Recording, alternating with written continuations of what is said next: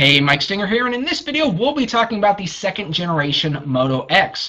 So Motorola has brought over all the features of the previous generation, such as active notifications, always-on voice commands, and stepped things up quite a few notches. So one of the first things you'll notice is there is now a 5.2-inch full HD display coming in at 423 ppi. So it's very clear, you're not going to see any pixels at all, and it's a Super AMOLED display, so it's much more energy efficient, which definitely helps with the active notifications that just light up a small section of the screen instead of turning on the entire display.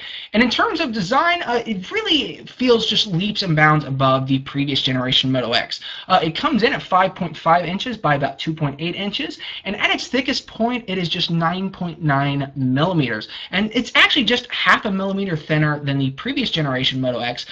However, because this phone's bigger, for some reason it feels significantly thinner. I don't know if it's like some sort of optical illusion, but it's nice. And also now, to really help bring up the build quality and the feel, there's now aluminum that completely wraps around the entire edge of the phone, and the Motorola logo on the back is also made of aluminum, and it seems a lot bigger. Actually, speaking of the logo, in photos it kind of seems like ridiculously huge, just like gaudy and ugh.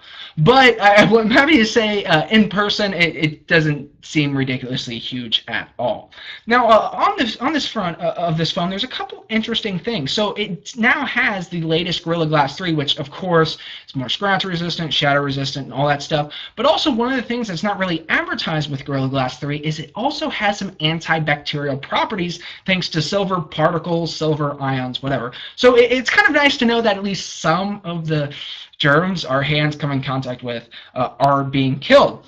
And also there is a front-facing speaker, but don't get your hopes up. This isn't like HTC's Boom Sound with the dual front-facing speakers. There's just one speaker right here at the bottom where you go to talk. But the sound quality is good. It doesn't get super loud, but I found the sound quality to be pretty good, and it's a significant improvement over the speaker on the back. It's really one of those ideas that you wonder why companies didn't come up with it quicker. And also what's new with the new Moto X is there's 4 sensors. So you have 2 sensors down at the bottom, which you can see light up there, and then there's 2 sensors right at the top. And how these work is basically, say you have your phone sitting down with the screen up and you have a phone call come through, but you don't want to answer the phone, you just simply wave your hand over the top of the screen and it will dismiss the call. And I also found it works, so say you want to just see what time it is or you want to see new notifications, you just again wave your hand over top of the screen and it works just like that.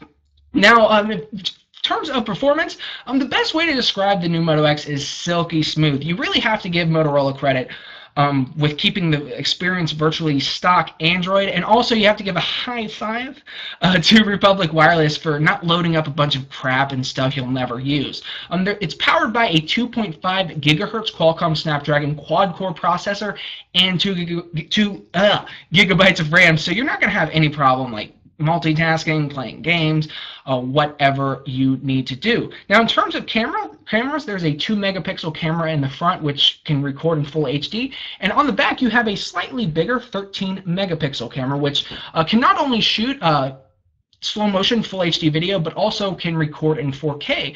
And what's different is the LED flash is now housed around the lens in this little plastic housing right there. So it's kind of an interesting, kind of a different concept. And in terms of video quality and photo quality, I found it to be just as good, if not better, than the previous Moto X. Low light is still a bit iffy, but honestly, I don't know of any Android phone that does like low light extremely well. It's just one of those things that's just not there yet. And also one thing I almost forgot with the display on the front is it is also, like the previous Moto X, is water resistant. This is not waterproof, so whatever you do, by no means like jump in the pool, take a shower with your phone. It's water resistant, not waterproof. So say you have your phone sitting down on a table and you accidentally spill something on it, you're probably going to be okay. But if you jump in a pool, you're probably going to be screwed and be out, several $100 and have to buy a new phone. Now, also with the new Moto X, it is AC Wi-Fi capable, so you can get blazing fast speeds if you have AC.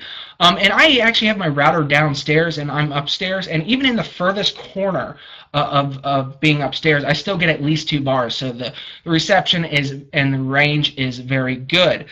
Now, one of the things that is cool with the new Moto X and something that Motorola recently came out with is something called a turbocharger. So with the turbocharger, you can get up to 8 hours of battery life in just 15 minutes. Now, the new Moto X does not ship with the turbocharger. It ships with just a standard charger. So if you want the turbocharger, you're going to have to pay like $34.99 for it. So that's just something to keep in mind. But in terms of how long it takes to charge the Moto X, yesterday I had it. It was around 20%, and it took around 2 hours to fully charge it. So it's not too bad. But if you need like your phone, if you want to charge like super fast, it might be worth to spend the $35 for the turbocharger. Now, one of the things that people are really interested in when it comes to this phone is the battery life. So one of the things that was kind of worrying with the new Moto X is Motorola just barely increased the battery life, the battery capacity to 2,300 milliamps an hour, which didn't seem like much, and it was kind of worrying because, you know, there's a larger display, beefier processor and stuff, and they still claim 24 hours. And I will say, you can absolutely, under certain circumstances, if you have the brightness turned down and under moderate use, you can absolutely squeeze out 24 hours. And actually, I would even say you could squeeze out more than that. And I will go ahead and just pull up the battery as we speak just to show you. So it's been almost 23 hours. I've had this off the battery, and it's been 2.5 hours of screen on time.